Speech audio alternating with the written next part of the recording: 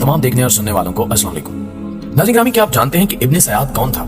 रसूलुल्लाह सल्लल्लाहु अलैहि वसल्लम ने इब्ने सयाद को दजाल क्यों कहा था और नबी करीम सल्लल्लाहु अलैहि वसल्लम ने इब्ने सयाद को कत्ल करने से क्यों मना फरमाया? इब्ने सयाद का अंजाम क्या हुआ? आज हम आपको तारीख के ऐसे यहूदी किरदार के मुतालिक अहम मालूमात फराहम करेंगे जिन्हें सुनकर आप हैरान परेशान हो जाएंगे, और इन तमाम सवालात के जवाब जानने के लिए वीडियो को आखिर तक जरूर देखिएगा। तो आइए चलकर इब्ने सयाद की हकीकत पर रोशनी डालते हैं।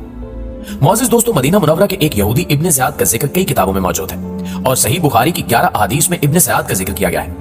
इस्लाम से पहले अरब के लोग गैब की खबरें और मुस्तकबिल के हालात मालूम करने के लिए काहिनों और नजूमियों के पास जाया करते थे। ये नाम नेहाद काहिन और नजूमी शैतानी अमल और जादू के जरिए लोगों को मुतमईन कर देते और ये सिलसिला जूं का तूं जारी रहा। मगर आफ्ताब रिसालत सल्लल्लाहु अलैहि वसल्लम के तलू होते ही जादूगरी, कहानत और सहर की तारीकियां नेस्तो नाबूद हो गई। हजूर अकरम सल्लल्लाहु अलैहि वसल्लम के ऐलान नबूवत के बाद मदीना मुनव्वरा के एक यहूदी खानदान में सहाफ नामी एक बच्चा पैदा हुआ जिसके वालिद का नाम सयाद था, जो बाद में सहाफ इब्ने सयाद के नाम से मशहूर हुआ। सहाफ इब्ने सयाद बचपन से ही जादू जानता था।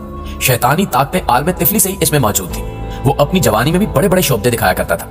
जब नबी करीम सल्लल्लाहु अलैहि वसल्लम मदीना मुनव्वरा हिजरत करके तशरीफ लाए तो इब्ने सयाद उस वक्त बच्चा था।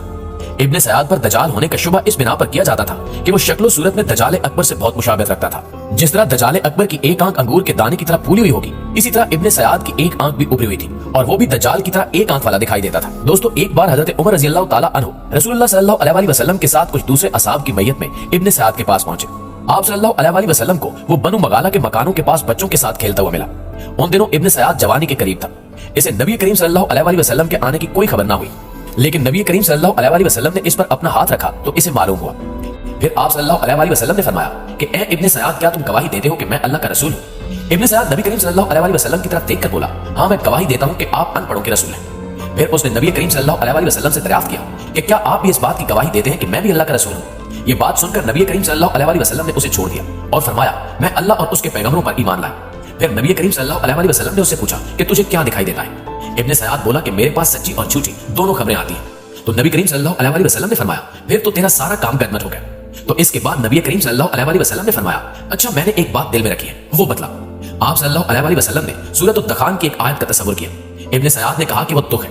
आप सल्लल्लाहु अलैहि वसल्लम ने फरमाया कि चल दूर हो, तू अपनी बिसात से आगे कभी न बढ़ सकेगा। हज़रत उमर रज़ी अल्लाह ताला अन्हु ने अर्ज किया कि या रसूलल्लाह, मुझे हुक्म दीजिए, मैं इसकी गर्दन उतार देता हूँ। तो आप सल्लल्लाहु अलैहि वसल्लम ने फरमाया कि अगर ये दज्जाल हुआ तो तू कभी इस पर गालिब ना आ सकेगा, और अगर ये दज्जाल नहीं है तो इसका मार डालना तेरे लिए बेहतर नहीं है। नाज़रीन ग्रामी, इस वाक़े के बाद एक दिन नबी करीम सल्लल्लाहु अलैहि वसल्लम और इब्ने काब रज़ी अल्लाह ताला अन्हु दोनों मिलकर खजूर के दरख्तों में गए जहाँ इब्ने सयाद मौजूद था। आप सल्लल्लाहु अलैहि वसल्लम चाहते थे कि इब्ने सयाद आप सल्लल्लाहु अलैहि वसल्लम को ना देखे। इससे पहले कि वो आप सल्लल्लाहु अलैहि वसल्लम को देखता, आप सल्लल्लाहु अलैहि वसल्लम ने छुपकर इब्ने सयाद की कुछ बातें सुन ली। आप सल्लल्लाहु अलैहि वसल्लम ने देखा वो चादर ओढ़े पड़ा था और कुछ बड़बड़ा रहा था, लेकिन मुश्किल ये हुई कि दूरी से इब्ने सयाद की मां ने नबी करीम सल्लल्लाहु अलैहि वसल्लम को आते देख लिया।